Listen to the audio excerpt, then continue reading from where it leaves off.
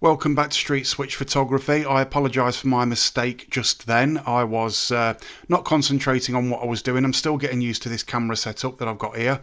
Anyway, just how bad has anti-Semitism actually got in the UK under a Labour and Tory government after two men were murdered outside a synagogue in Manchester yesterday, and the Palestinian protesters and proscribed terrorist organisation Palestine Action were actually protesting outside Whitehall last night, celebrating the death of two Jewish gentlemen.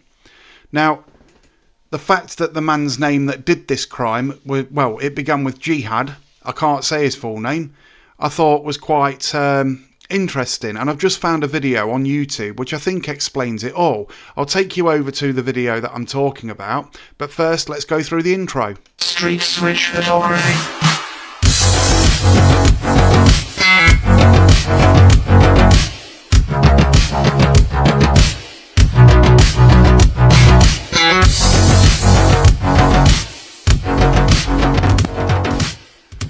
So yeah, welcome back to Street Switch Photography. I keep making the same mistake, and I can see how the BBC actually did make the mistake on calling a synagogue a mosque.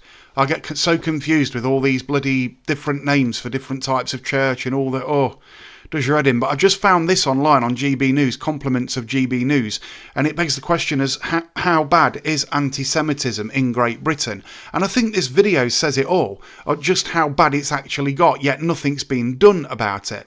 So I'm going to play the video. I'm not going to pause it or talk anywhere through it, because I think you need to take in the full amount of what this video actually says and what it actually means to be Jewish in Great Britain in this day and age.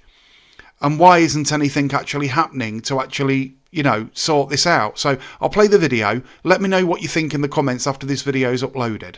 35-year-old Jihad al-Shami, a man who was born in Syria that we gave a British passport to in 2006, has been named as the terrorist.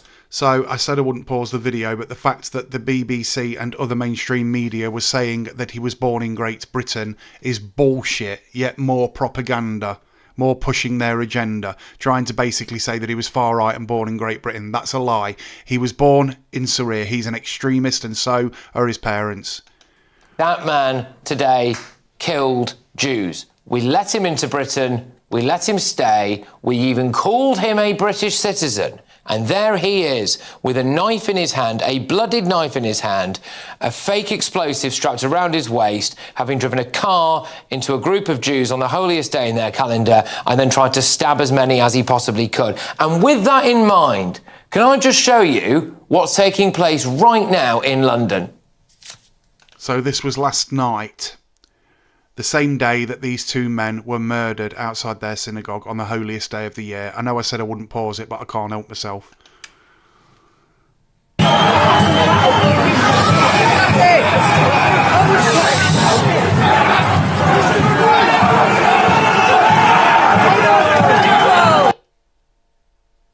The pro-Palestine brigade looked at those attacks in Manchester and said, we're going to get out on the streets tonight. They've done it in London, they've done it in Leeds, they've done it in Manchester, they've done it in Leicester, and they've done it in Glasgow. So there's all the places that the protests were going on last night in this large cities, celebrating the death of two Jews. They are clashing with police on the streets of London the day that Jews were murdered. Wake up. The terror attack on a synagogue in Manchester was inevitable. A man armed with a car, a knife, and what looked like an explosive device tried to indiscriminately slaughter Jews. Now, what I'd like to say also is the fact that Keir Starmer had been on stage at a conference in Liverpool 2 days before, spouting hate speech, and still nothing's been said about that. And the rest of the Labour Party they've all got blood on their hands now. He was shot dead by police. Now, a warning, this is distressing. Say goodbye to your reading glasses, computer glasses, and even your sunglasses. Introducing the last pair of glasses. Bullshit adverts. You've killed him.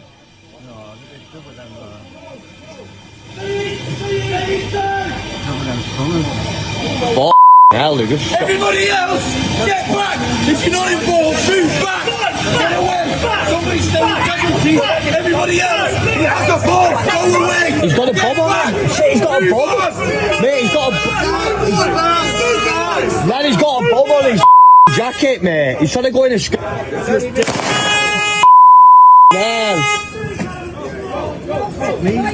He's got bombs on him.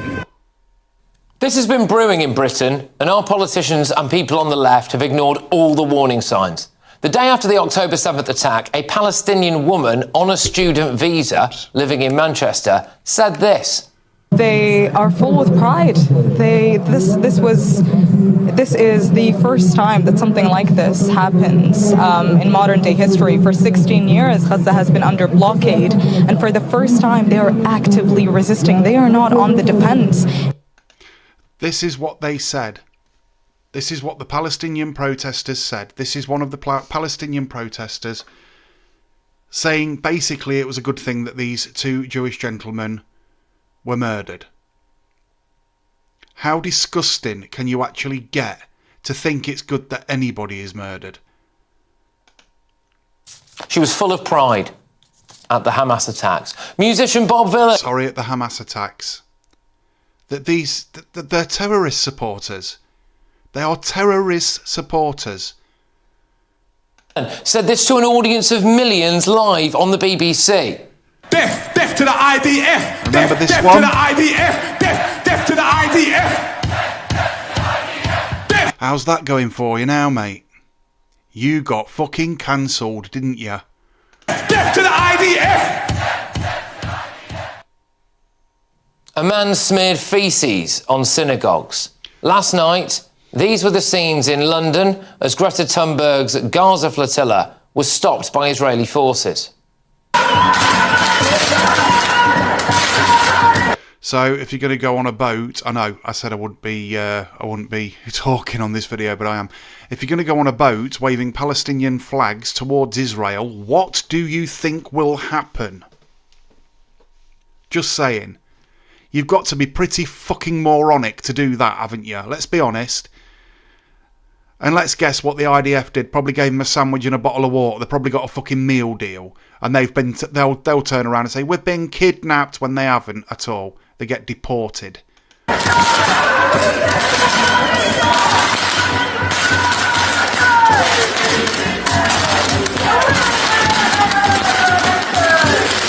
There's that guy's name, 35-year-old Jihad al-Shamira. Shamira. Was anyone arrested? People have carried swastikas and Hitler posters at pro-Palestine demonstrations. Jewish cemeteries have been vandalised. Jewish businesses have been attacked. A knifeman attacked people at a Jewish food shop. He's got a knife. Doesn't it? Yeah, hello, please. So, is this enough yet? Because we're only halfway through the video. Hang on. We're only halfway through the video. And I sort of think this video says it all, doesn't it? The anti-Semitism that's going on in Great Britain at the moment, and has been for some time, and absolutely nothing has been done about it. This asylum seeker in Hartlepool stabbed a random man to death in the street as revenge for Gaza. Cinemas showing Jewish films have been targeted with demonstrations.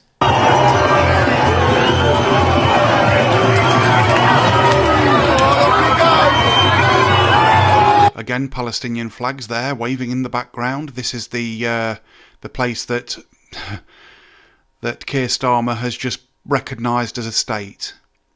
This is on your hands, Keir Starmer. People with Palestine flags on their cars drove through St John's Wood shouting about raping Jewish women.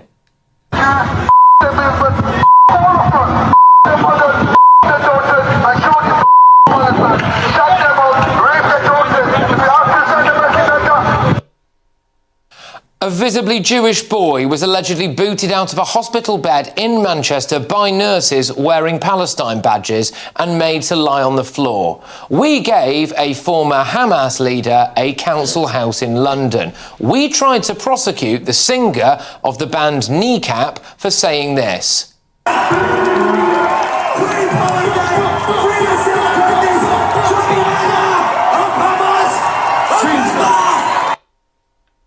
But that case fell through because the Attorney General didn't sign off the right paperwork in time. People have filmed themselves attacking Orthodox Jews with water pistols.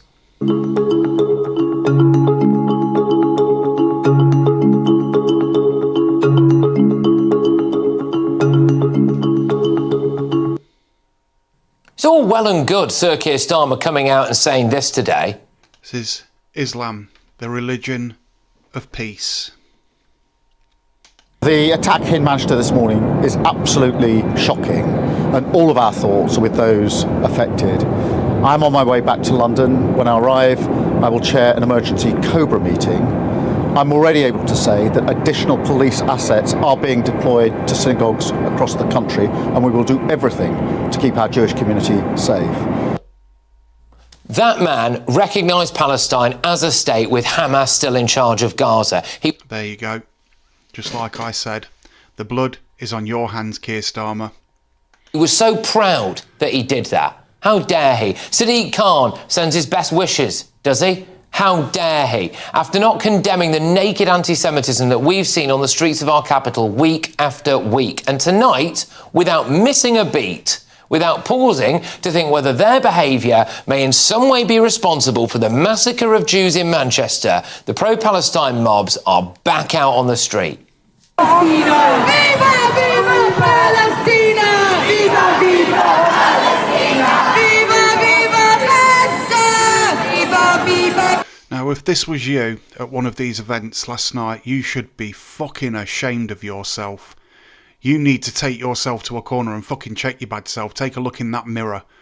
You are a terrorist supporting fucking idiot. A brainwashed moron. Absolutely vile human beings. They're also in Westminster.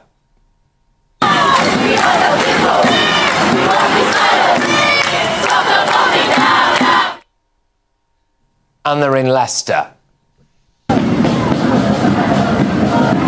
Now, I lived in Leicester and didn't expect to see any sort of protests or anything like that. You know, it's a very diverse area, but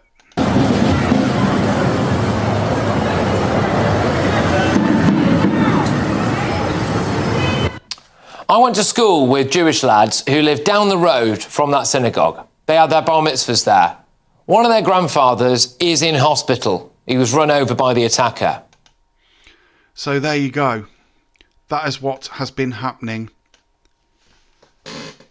last night. Palestinian protesters celebrating the death of 2 Jewish men, I believe, outside a synagogue in Manchester by a jihadi. One of them had his neck cut. I don't know how the other one was injured. I know there's some one or two is still in hospital, seriously injured.